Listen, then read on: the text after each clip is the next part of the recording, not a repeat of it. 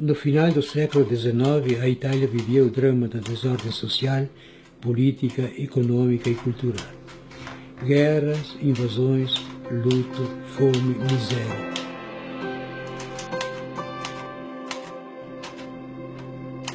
As mães estavam cansadas de sepultarem filhos nos quintais das casas.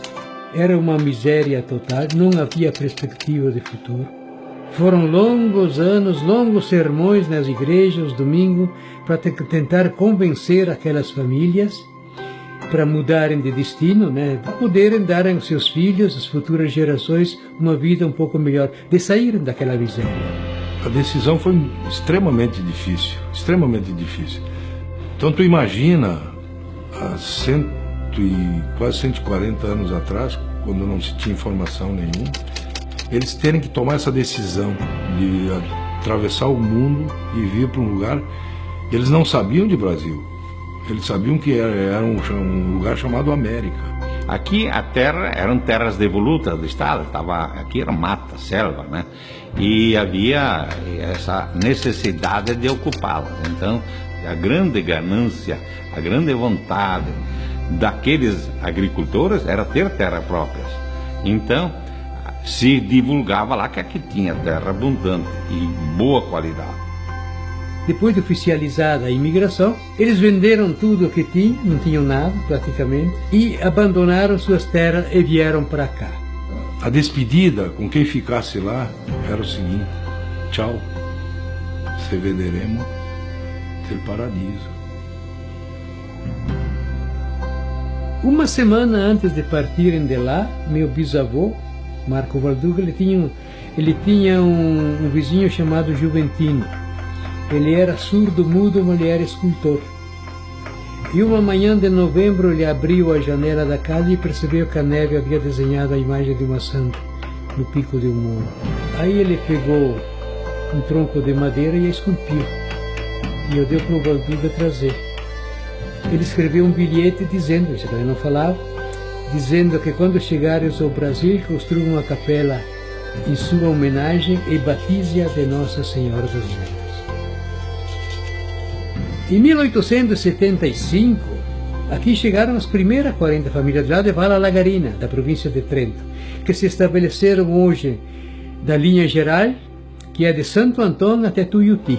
E no ano seguinte vieram mais 18 famílias, também de Vala Lagarina, da província de Trento. Eram 18 famílias que se estabeleceram na linha 6 da Leopoldina, hoje Vale dos Vinhedos.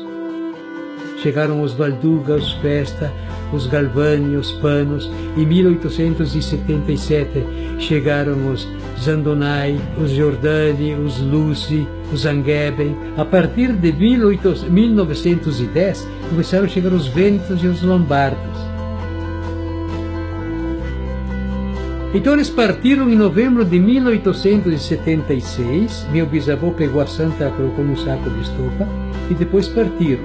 15 dias depois de terem partido de Gênova, houve um temporal em alto mar. O vento agitou as ondas, a água entrou no navio e eles, percebendo que iam morrer todos afogados, como último recurso, meu bisavô, que havia guardado a imagem de Nossa Senhora, a tirou do saco e a colocou em cima de uma mesa. Aí o temporal acalmou.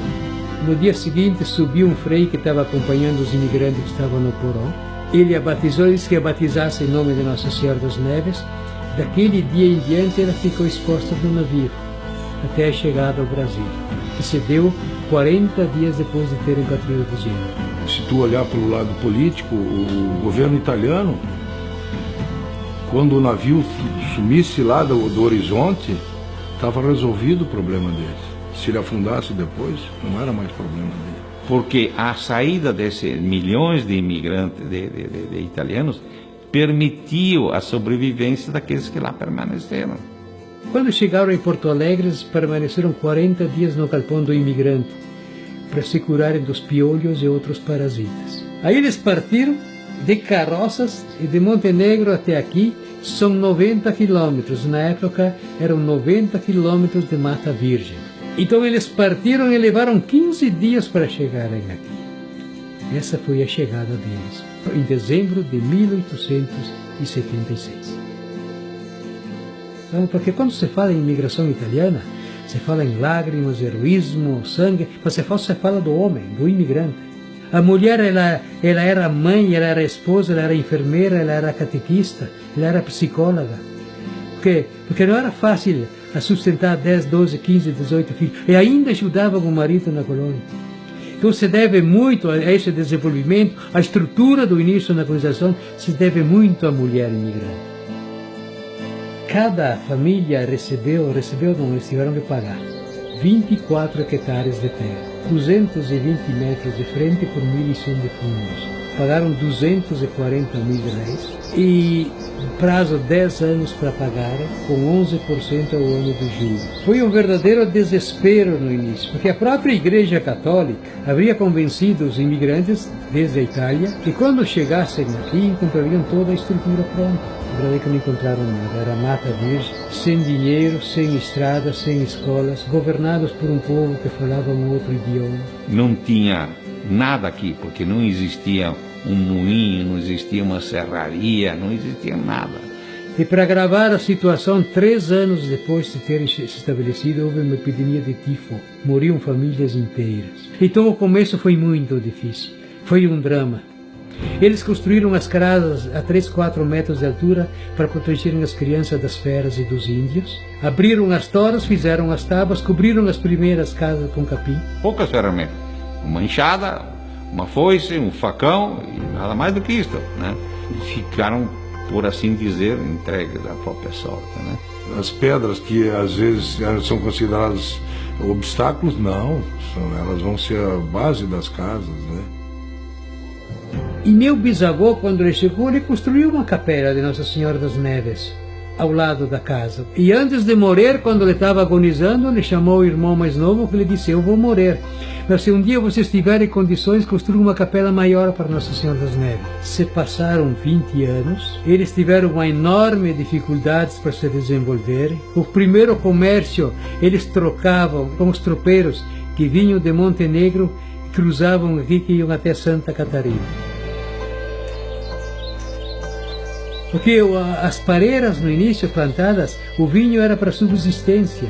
Ele era bebido como uma espécie de anestésico para a alma, para fazer frente ao grande desafio do início da colonização. Se não fosse pelo vinho e pela fé religiosa, eles teriam sucumbido todos. Havia chegado o momento de construir a igreja. Havia se passado 30 anos e nada de construir a igreja. Era véspera de Natal de 1904, estava tudo pronto para erguer as paredes da igreja. E de dezembro até março não caiu uma gota d'água, foram 4 meses de estiagem. E como naquela época não era permitido nenhuma manifestação religiosa sem autorização do vigário, não houve mais nenhuma função religiosa, a igreja ficou 6 meses sem o vigário, e durante esses 6 meses também não caiu uma gota d'água. Então, 6 meses somados aos 4 de antes, foram 10 meses sem chuva. E eles queriam construir a igreja de alvenaria, só que agora não havia mais água para fazer a argamassa. Aí veio a autorização do arcebispo. Então, na véspera de Natal de 1905, a comunidade se reuniu onde tem os alicerces da igreja hoje, colocaram a santa no meio dos alicerces, se ajoelharam nas pedras e começaram a rezar.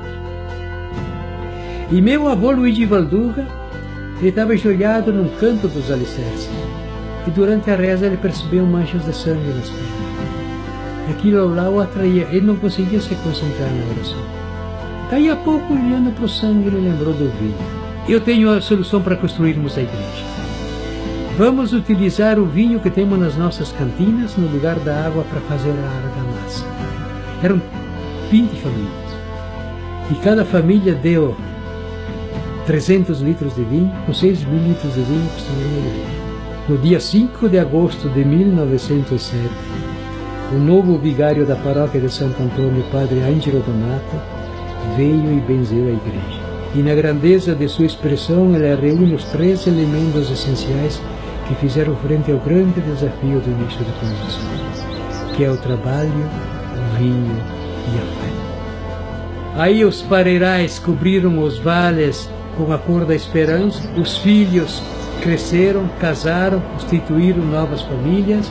Foi bom para nós, muito bom, os imigrantes. Imigrantes foi a oportunidade de viver. E aquela gente que saiu de lá com a roupa do corpo e construíram aqui um pedaço da bela Itália, né? Com progresso, trabalho, o DNA veio. Hoje, passados quase 140 anos, nós, os seus descendentes, sentimos orgulho em pertencer a um povo que tem passado, que mesmo diante do desafio mais desgraçado, mais impiedoso, eles jamais assumiram o fracasso. Porque eu vivi muito junto com meu avô, e ele contava, quando ele contava um pouco, depois começava a chorar, daquilo que era aquilo lá. Depois do tempo que eles passaram no navio para vir para cá, né? Imagina. O que eles não devem ter passado. Então, tu vê, naquela época não precisava de dinheiro. Para que dinheiro tinha? Se produzia tudo em casa. Para poder comer, se alimentar e viver. Tinha a vaca, tinha o porco, tinha a galinha, tinha a horta. Sim. Só para ver. Então hoje a facilidade e a beleza que se tem. Assim.